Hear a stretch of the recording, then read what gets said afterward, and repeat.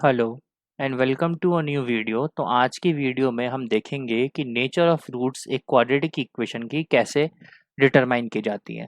सबसे पहले जो रूट्स होती हैं वो होती क्या हैं। हमने एक एग्जांपल लिया, एक quadratic equation a x square plus b x plus c equal to zero.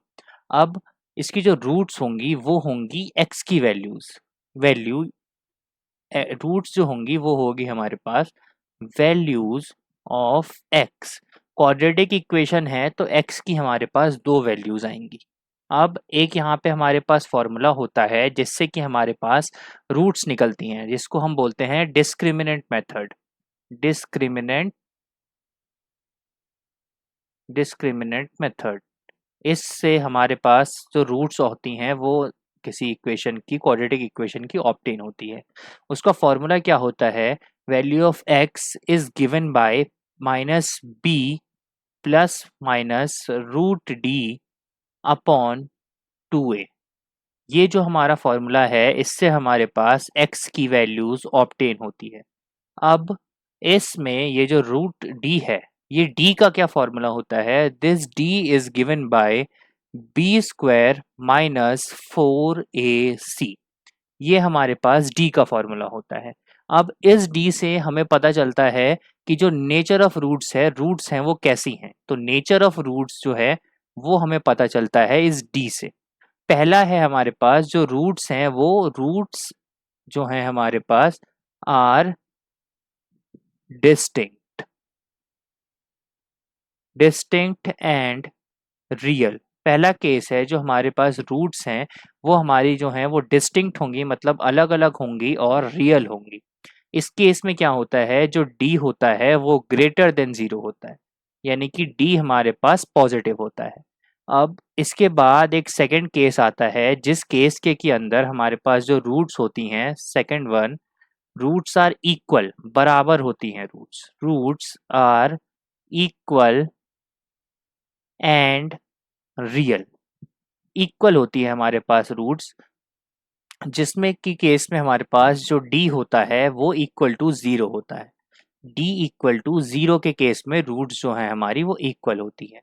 अब एक थर्ड और लास्ट केस है नेचर ऑफ रूट्स का, जिसमें कि हमारे पास जो रूट्स होती हैं वो हमारे पास रूट्स आर इमेजिनरी रूट्स होती है। हमारे पास रूट्स आर इमेजिनरी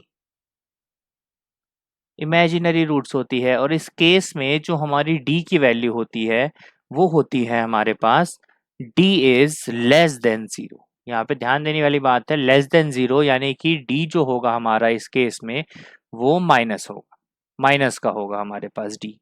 ठीक है, तो हमारे हमने तीन केसेस देखे, जिसमें पहला केस था जो रूट्स थी हमारे पास वो डिस्टिंक्ट, मतलब अलग अलग और रियल हैं। दूसरे केस में रूट्स जो थी वो इक्वल है और रियल है। और थर्ड केस में इमेजिनरी रूट्स हैं। अब इस फॉर्मूले से हमारे पास x की वैल्यूज ऑब्टेन होती है।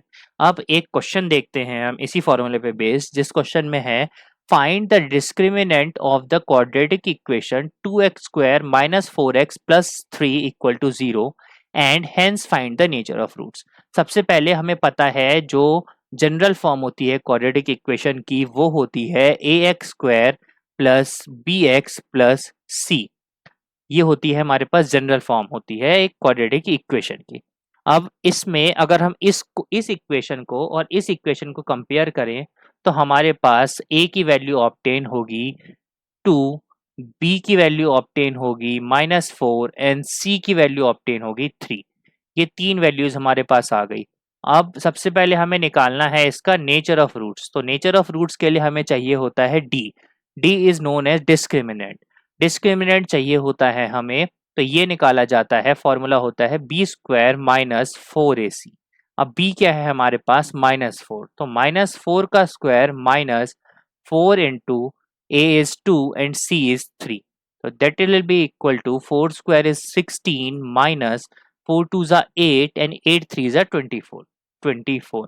तो हमारे पास जो ऑप्शन और आंसर ऑप्टेन हुआ डी की वैल्यू वो ऑप्टेन हुई -8 which is less than zero. तो अगर डी हमारा लेस देन जीरो है तो रूट्स आर इमेजिनरी। अभी हमने देखा था roots are imaginary. D is known as the discriminant. D को हम जो है वो डिस्क्रिमिनेंट कहते हैं। ये अभी हमने देखा था रूट्स इमेजिनरी का केस था, जब डी है वो लेस देन जीरो होगा।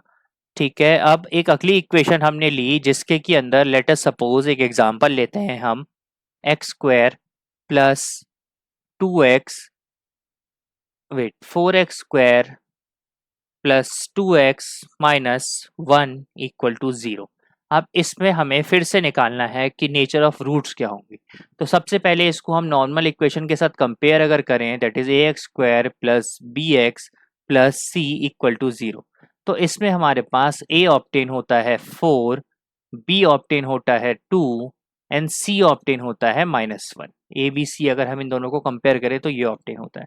तो d is given by b square minus 4ac, that is b का square is 2 square minus 4 into 4a and c is -1।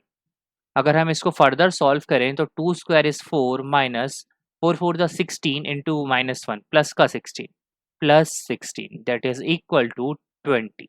तो हमारे पास डी ये ऑब्टेन हो गया। अब इसको अगर हम फर्दर करें कि हमें x की वैल्यू भी चाहिए, तो x की value is given by minus b plus minus root D upon 2a। So that will be equal to minus b is 2 plus minus root 20 divided by 2a। 2a is 2 into minus 1। अगर इसको मैं further solve करूं तो मेरे पास x की दो values आ जाएंगी, एक केस में पॉजिटिव आएगा, एक केस में नेगेटिव आएगा। अगर मैं पॉजिटिव के साथ लेके चलूँ तो -2 प्लस रूट 20 डिवाइडेड बाय -2।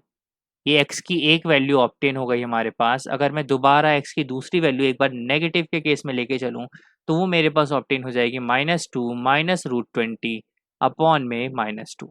अगर इसमें मैं माइनस कॉमन ले लूँ तो x फाइनली मेरे पास ऑब्टेन हुआ 2 plus root 20 by 2। This is the value of x। Thank you so much.